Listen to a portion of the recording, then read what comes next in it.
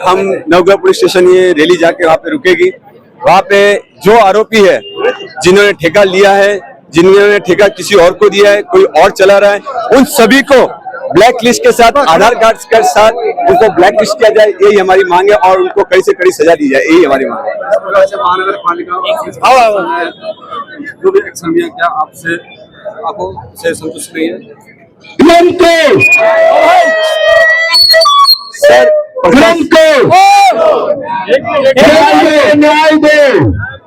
एक मिनट, इसके लिए सर अभी पुलिस स्टेशन जाते हैं, वहाँ धरना देते हैं, उसके बाद क्या हमको रिजल्ट है उसके बाद ही हम आपको बातचीत करेंगे। इससे पहले हम कोई बात करने की।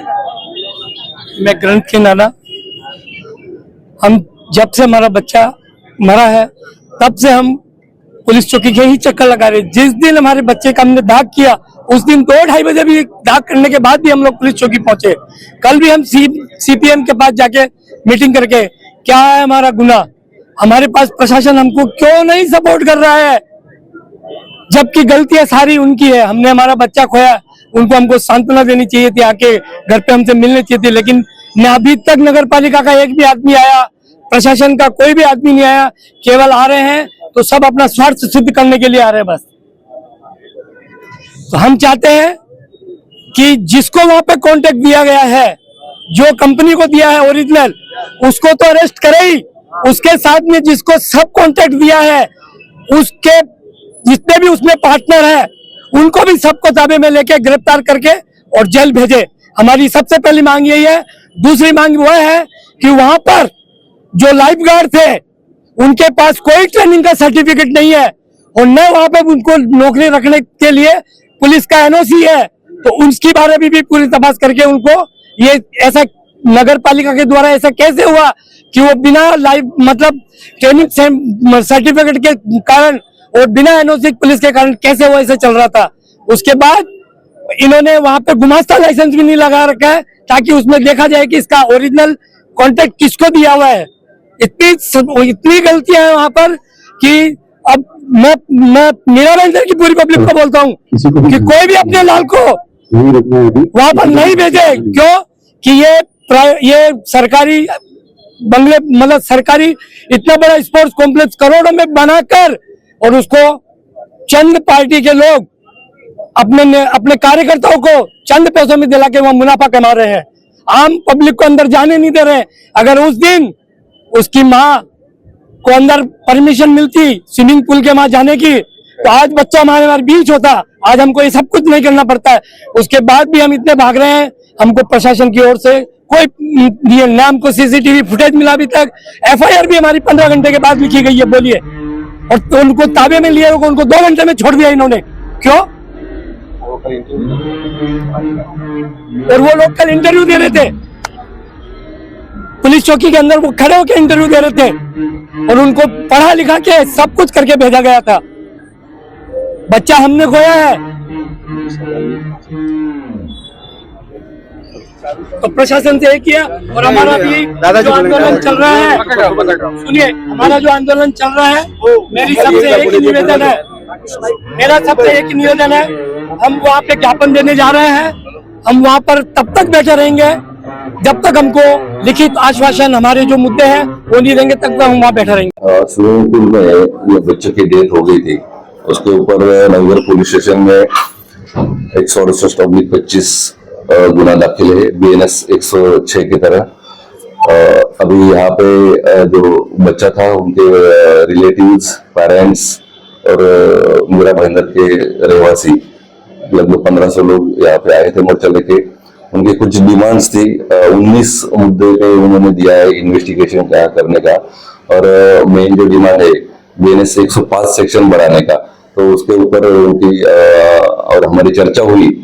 चर्चा में हमने उनको ये बताया है कि जो भी उनके पेरेंट्स है उनका हम स्टेटमेंट ले रहे हैं और तुरंत जो गवर्नमेंट पीपी है उनसे हम ओपिनियन लेके फिर आगे की कार्रवाई करेंगे। सर, इसमें महानगर पालिका की भी भूमिका किस तरह की? इसमें अभी महानगर पालिका से हमने कुछ डॉक्यूमेंट मंगवाए हैं और इसमें अभी तक 6 लोगों को हमने नोटिस दिया है और जो भी इसमें और निग्लिजेंस जिनका होगा उनके ऊपर भी कार्रवाई की जाएगी। महानगर पालिका हमें पूरा कोऑपरेट कर रही है तो इसमें जो जो भी आगे इन्वेस्टिगेशन में आएगा किया जाएगा। सर इसमें ठेकेदार कुछ अलग नाम है और सब कॉन्ट्रैक्टर अलग है, तो उनके ऊपर भी कार्रवाई होगी? बिल्कुल होगी। हमें जो भी इसमें जो दोषी मिलेगा उसके ऊपर कार्रवाई होगी और लीगली पूरा चार्जशीट जाएगा। सर कितने लोगों को हिरासत में लिया गया था, आज की तरह से किया? अभी तक 6 लोगों को हमने नोटिस दिया है और अभी इन्वेस्टिगेशन चल रहा है। इन्वेस्टिगेशन में और भी आगे कुछ नाम सामने आएंगे तो उनको भी लीगली कार्रवाई की जाएगी। देखिए ऐसा है कि 2 दिन पहले घटना घटी इस रविवार को, एडीआरओ के एफआईआर हुई और हम सबकी मांग है कि जो दोषी है उस पर कार्रवाई होनी चाहिए। पुलिस ने 106 कलम नेग्लिजेंस के ऊपर उन्होंने कलम लगाया, उस दिशा में इन्वेस्टिगेशन उनका शुरू है। समाज बहुत इमोशन है, भावुक है, दुखा हुआ है कि एक छोटे बच्चे की किसी की लापरवाही के कारण एक बच्चे की जान गई है। भविष्य में ऐसी घटना न घटे और जिसकी जान गई है उसे न्याय मिले। अब न्याय किस तरह से मिले, तो जो दोषी है उन पे कार्रवाई हो। इस तरह की मांग को लेकर आज यहाँ पे आए थे। बच्चे के परिवार ने कहा है कि उनके 105 के अंदर का उस पर गुना दाखिल होना चाहिए।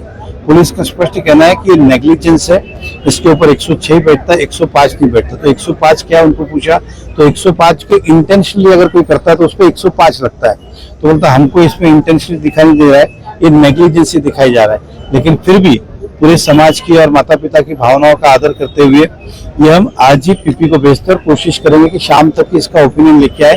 अगर पीपी कहता है कि 105 के अंतर्गत बैठता है तो उस 105 में कार्रवाई करेंगे, नहीं तो फिर हम 106 पे कार्रवाई करेंगे। कॉन्ट्रैक्टर और महानगर पालिका की क्या भूमिका है? कॉन्ट्रैक्टर महानगर पालिका विषय वो महापालिका का, इनका विषय वो नहीं है। इनका तो जो हादसा हुआ उसके अंदर दोषी कौन है उस पर कार्रवाई करने के लिए एफआईआर दाखिल है।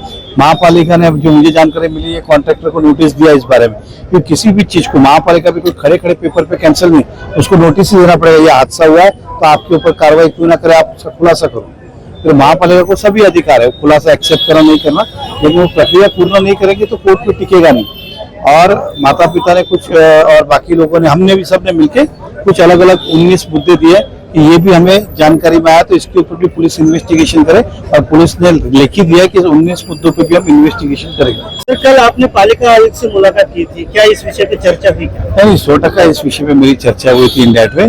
प्लस प्राइमा फेसी जितना आपको पता है उतना हमको पता है कि इस तरह का हादसा हुआ है और हम भी सब रिपोर्ट मंगा रहे। कल भी मैंने डेप्यूटी कमिश्नर पिंपले मैडम को फोन किया था, मैं बोला उसके अंदर कुछ पत्रकारों को जाना है, तो बोला साहब वो पुलिस वाले को पूछना पड़ेगा, अब हमारे हाथ में नहीं है। फिर मैंने कहा फुटेज दो, तो बोला फुटेज भी उन्होंने ताबे में दिया पुलिस ने, तो फुटेज नहीं दे पाएंगे। दूसरा पेरेंट्स का ये भी कहना था पालक का कि फुटेज की कॉपी हमको दी जाए।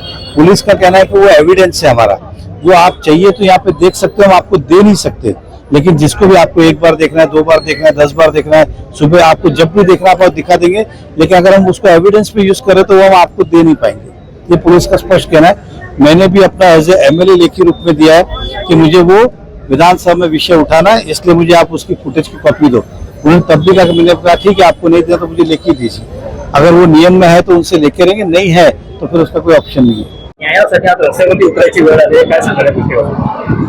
म्हणजे खूपच असं सांगणार की शेमफुल जे सांगतात नाही की ज्यांना एवढं मानवता त्यांच्या हृदयात नाही आहे की 9-10 वर्षाचा मुलगा जर असं डेथ होते आणि त्यांना न्याय मागायला त्या पेरेंट्सला, त्या फॅमिलीला रस्त्यावर उतरावं लागते आणि तरी अजून आज घडीपर्यंत ते न्याय नाहीच आहे। आमचे ऍडव्होकेटनी बरेच रिझन्स दिले की तुम्ही काय 105 लावू शकतात आणि दे आर ट्रू, 105 लावू शकतात आपण, पण पोलीस प्रशासन अजून ते लावायला तयार नाही आहे। ते हिचक का आहे? कारण जेव्हा जेव्हा कॉन्ट्रॅक्टरचा मामला येते तेव्हा तेव्हा कॉन्ट्रॅक्टरला वाचवणं, त्याला प्रशासन एकजुटीने वाचवत असते, हे काही नवीन नाही आहे, हे काही पहिल्यांदा नाही आहे, हे होतच असते आणि यावेळी पण तेच होते।